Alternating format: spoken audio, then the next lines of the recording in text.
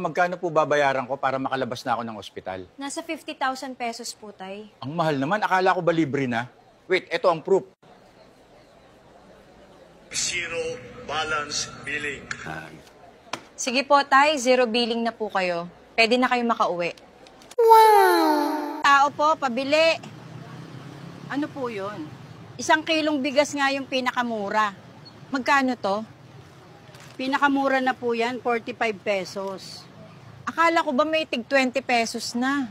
Heto ang ebidensya. Kaya na natin ang 20 pesos sa bawat kilo ng bigas.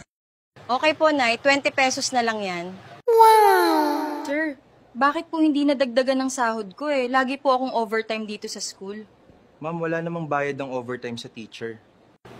Wait, may ebidensya ako. Tatanggap na kayo ng kabayaran para sa inyong teaching overload at para sa inyong overtime. Sige po ma'am, pasensya na. Aasikasuhin ko na po ang overtime pay mo. Nurse, tulungan niyo po ang asawa ko. Need po namin ng doktor. Nako, sorry po, Nay. Wala pa po tayong doktor dito. Albularyo lang. Pero ang sabi, may mga doktor na daw. Heto ang ebidensya. Bawat bayan po sa Pilipinas ngayon ay may doktor.